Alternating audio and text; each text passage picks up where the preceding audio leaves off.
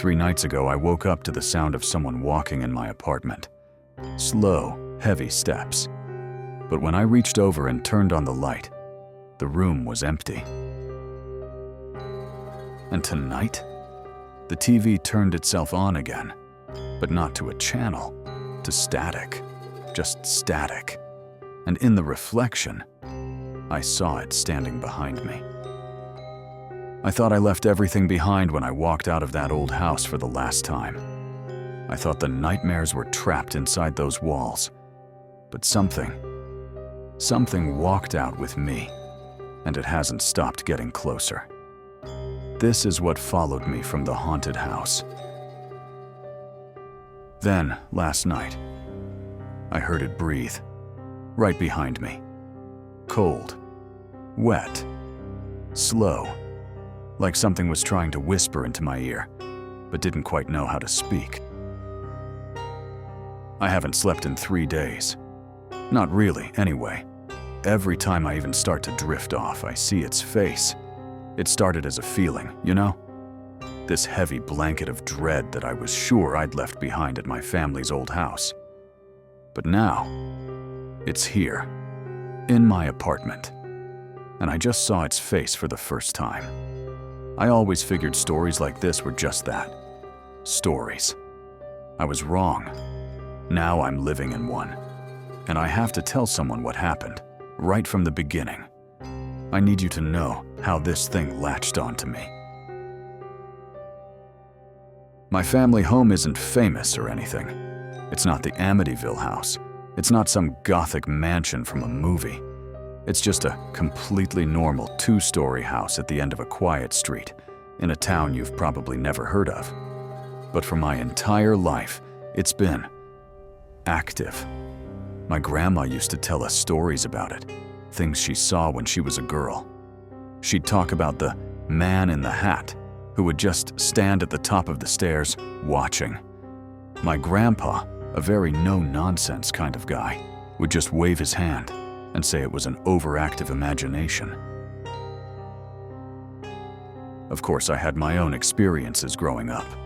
Doors creaking open by themselves, the sound of footsteps on the upstairs hardwood, when we were all downstairs watching TV. Little things you could brush off. I always tried to be a skeptic. I told myself it was just the house settling, old pipes, the wind. I didn't want to believe. It's easier that way, isn't it?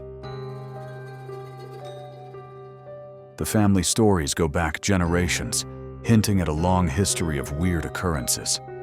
Some relatives would whisper that my great-aunt held seances in the parlor back in the 20s, trying to contact her husband who died in the war.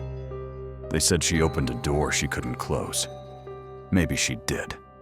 All I knew for sure was that the house had a reputation, a certain weight to it.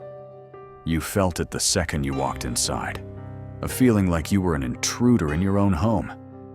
But it was always contained. The feelings, the sounds, the shadows, they belonged to the house. They had never, ever left, until now. My grandmother passed away a few months ago, and the job of emptying out the house fell to me and my parents. It had to be done. The house was being sold. Walking through that front door again after so long, it was heavy.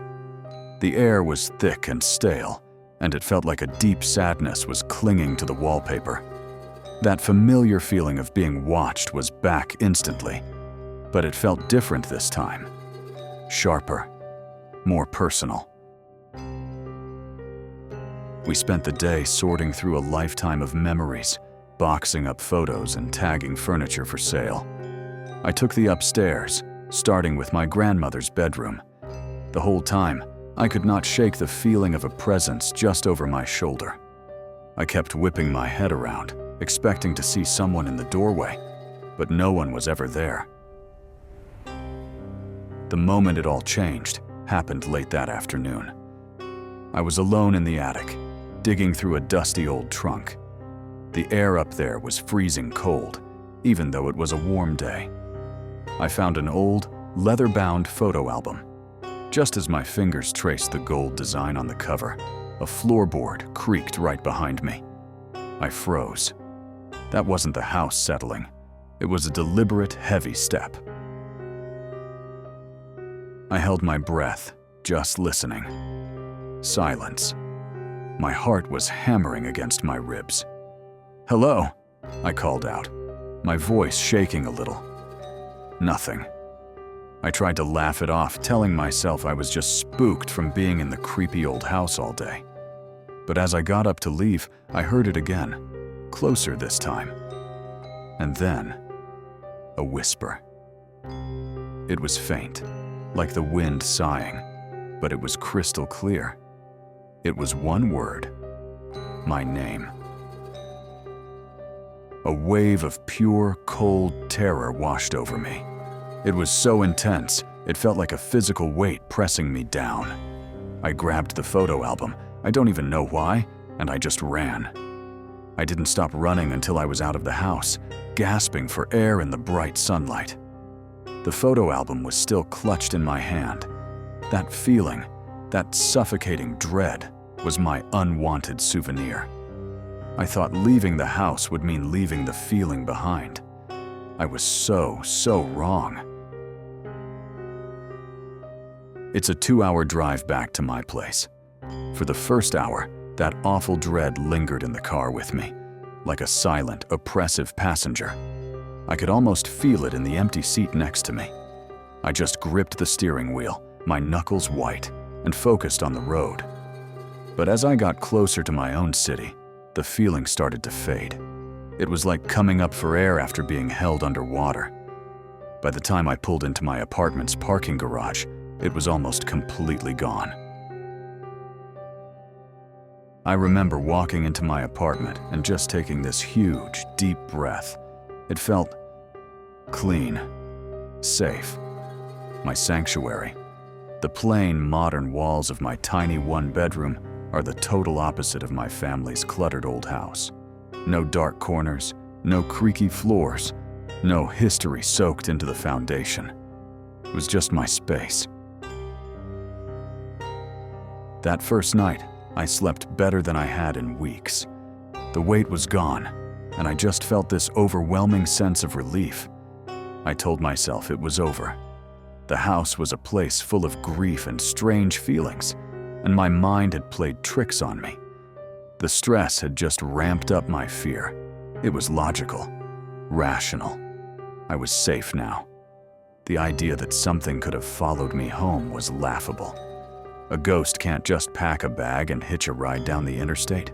It was completely absurd. That blissful sense of security lasted for exactly 2 days. It started small. So small that I just brushed it all off. I'd get home from work and find my keys on the kitchen counter instead of in the little dish by the door where I always leave them. Weird, but I must have been distracted. Then I'd be watching TV and get that prickly feeling on my neck, that unmistakable sensation of being watched. I'd turn to look at the empty hallway and the feeling would instantly disappear. The third time, I was making dinner. I heard a soft noise from the living room, like a sigh. My cat, who was asleep on a chair, shot up like a rocket, fur on end, staring hard at an empty corner of the room.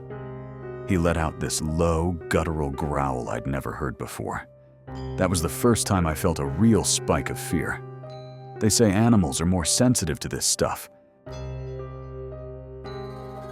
After that, things started to escalate. It wasn't subtle anymore.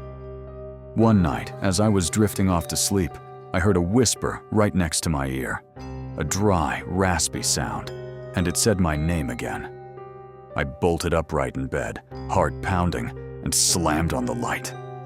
The room was empty, but it was cold, an unnatural, biting cold that wasn't there a second ago. Then the electronics started acting up. The TV would turn on by itself, always to a screen of static. My laptop, closed on my desk, would suddenly light up. Little insignificant things that, when you add them all up, paint a pretty terrifying picture. I wasn't just imagining it. Something was in my apartment with me. The last straw before the climax was the physical touch. I was walking down my short hallway, and I felt it. The distinct, ice-cold brush of fingers against the back of my neck. I spun around, shouting, but there was nothing. Just the empty, quiet hall. My sanctuary wasn't safe anymore. The place I came to escape the world had become the source of my terror. The first time the sleep paralysis hit, I thought I was having a stroke. I woke up in the middle of the night, totally aware but unable to move a muscle. I couldn't even scream. My eyes were wide open, staring into the crushing darkness of my bedroom. Pure, absolute panic took over. And then I felt it. A crushing weight on my chest, like a full-grown man was sitting on me, pinning me to the bed. It was getting hard to breathe. My eyes darted around the room, desperately searching the shadows for an answer. And that's when I saw it. In the corner by the closet, the darkness was darker. A patch of black so complete it seemed to swallow the faint moonlight coming through the blinds.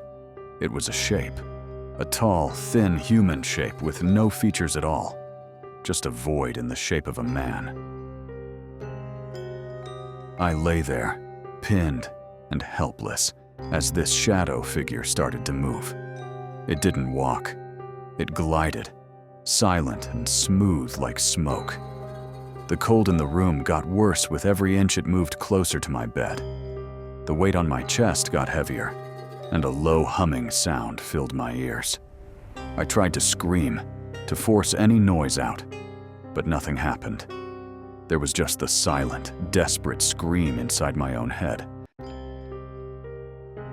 It stopped at the foot of my bed. For what felt like forever, it just stood there, watching me.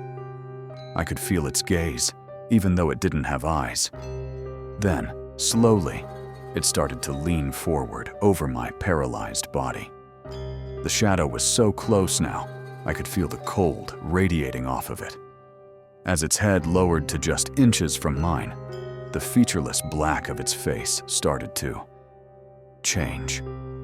The shadow swirled, and for a split second, it formed a face. It was the gaunt, pale face of a man I'd never seen, with hollow eyes and a mouth stretched open in a silent, agonized scream. The second our eyes met, the paralysis broke. I let out a blood-curdling yell and scrambled backward until my back hit the headboard. And then, it was gone. The room was empty. The weight was gone. I was alone. But I knew, with a certainty that chilled me to my soul, that it would be back. What would you do? I'm being serious. If this was happening to you, what would you do? Have you ever had an experience like this, where something felt like it attached to you, like it followed you home from a haunted place? Please, just let us know in the comments. That wasn't the last time. It's been 3 days since I saw its face, and the sleep paralysis has happened every single night. The weight on my chest, the shadow in the corner. This is my new normal. The overwhelming dread I first felt in that attic is now a permanent part of my life. It's a constant companion. My home isn't mine anymore. Every creak in the floor, every flicker of the lights sends a jolt of pure terror through me. I feel like a prisoner in my own apartment. This thing, this entity, whatever it is, followed me from my family's house, and it's made a new home here, with me. I don't know what it wants. I don't know what to do. All I know is that I'm not safe here anymore, and I'm afraid to even close my eyes.